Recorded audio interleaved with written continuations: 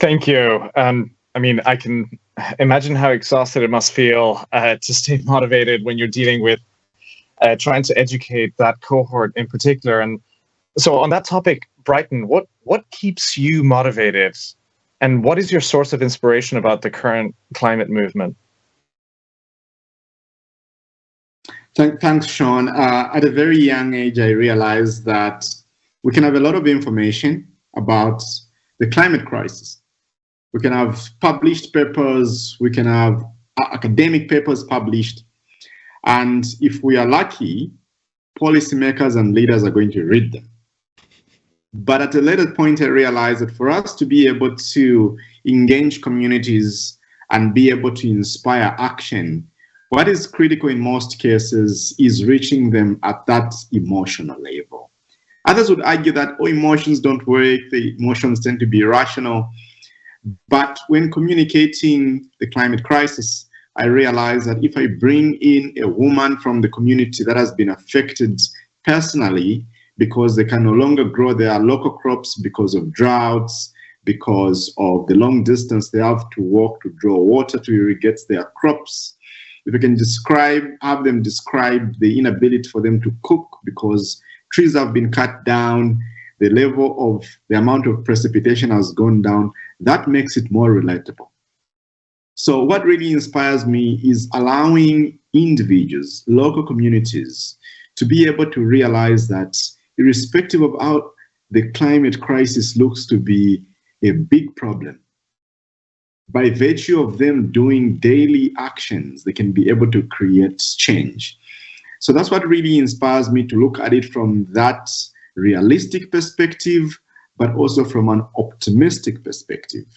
And combining these two to look at the role of science and communication and how bottom-up solutions also tends to solve the challenges that local communities face. And I saw it as a young 14-year-old radio broadcaster, bringing in scientists from the nearest university in my community, bringing in community members that were being affected by these challenges on a daily basis, bringing in government officials and policymakers to engage in conversations that could give them solutions for shared challenges. Like Professor described, in most cases, the perpetrators of most problems that are affecting the community also tend to be at the intersection of government. We see government playing a role, we see the private sector playing a role. So how do we bring these people to be at the table with the local communities that are affected by these challenges and co-create solutions which are more realistic and solutions which are more sustainable? That's very powerful, very powerful response to that. And now, Jordan, part of the I mean, the solution to this cannot be pursued without helping us understand the importance of Indigenous communities, and particularly Indigenous youth. Tell us a little bit about the role of Indigenous youth in climate action and some of the work that you're doing, which I have to say is absolutely fascinating and incredibly motivating for all of us that may have bad days. I may read some of the information that what you do, some of the updates. I'll follow you on Twitter and see a lot of the very impressive things that you do. And I think one of the reasons why I invited you to this panel is because I think that having you represented and be able to give us your perspective and to really showcase very credibly the work that you're doing is that special. So tell us, what is the role of Indigenous youth in climate action? Well, a few things. Professor Maslin, I read your book on the way home from COP actually last year, and it was amazing. So everybody definitely get in on that and give it a read. Actually today, I've been rushing around all morning. We're celebrating National Indigenous Peoples Day here in Canada. So it's quite a special day. So I'm honored to be able to speak as an Indigenous woman in the space, and I guess a little bit about my journey and then how it intersects with why Indigenous youth are important in the space. I was working in a very different sector, more so around business, and I guess where it kind of really spiraled into the space and spiraled in a very good way, I guess it started with identity. And I think this is one of the key things everybody needs to understand, and especially Indigenous young people to like all around the world to understand, is it starts with you.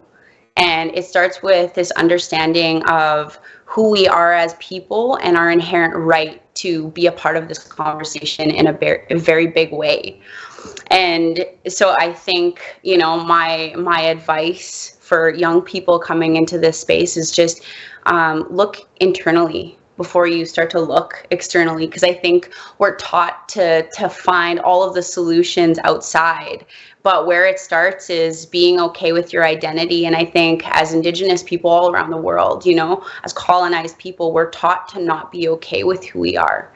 And our values and Indigenous worldviews and the teachings that come from the land, our language and our teachings come from the land. It inextricably connects us in a way that is so absolutely valuable. So I think that's a key reason why Indigenous young people are so important in this space, is because the teachings that, you know, are passed down generationally, you know, we're impacted by things such as residential schools, and all of the atrocities that have happened in our history, but that's not something that creates a barrier for us to move forward in this space. And I think first identifying and acknowledging who you are as people is such an important thing.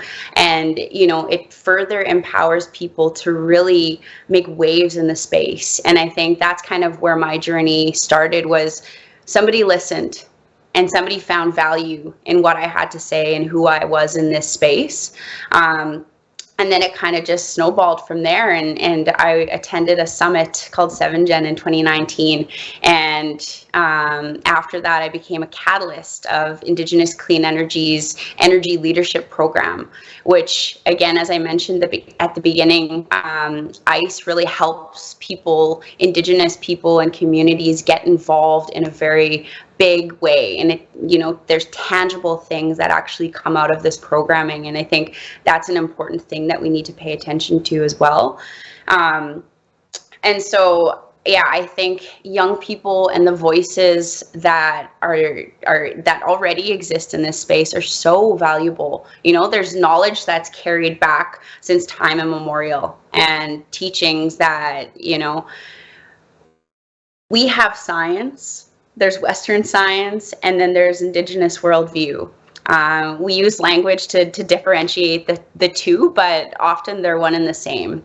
But I'll leave that there. And I think, just in closing, that's one thing that Indigenous youth carry forward with them, is that voice and that understanding of our true connection to the land.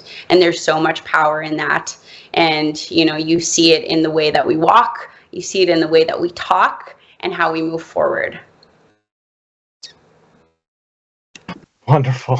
That's fantastic. And I have to say, a part of the journey of having met people like Jordan and others like Freddie and James, and all others that I've met, Aaron and so on, one of the things that has really been extremely exciting has been the amount of education you have afforded me, and being able to sort of see things through your perspective. And I'll give a shout out to the Decolonizing Power podcast, which is one that I listen to, that helps me, and it informs me in terms of the you know, your perspective, and helping me understand how, you know, somebody who's so far removed from the difficulties and the challenges that you experience can really understand, I mean, the significance of all the work that you're doing, which is just incredible, but also to just help us understand how we can basically best respond to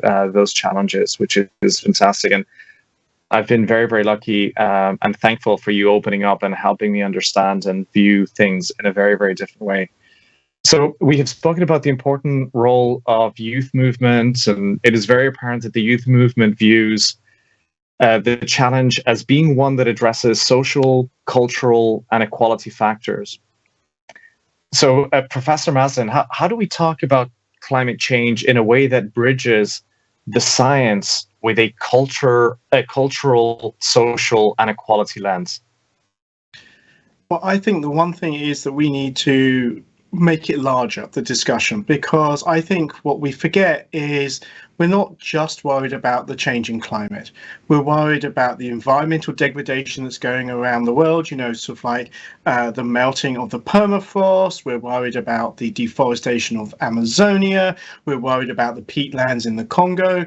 And we're also seeing these within the lens of the pollution. So we're seeing lands being polluted with microplastics, with oil, and these things are ridiculous. I mean, I love Greta's sort of like idea that we're in a house that's burning on fire, and we've got to put it out.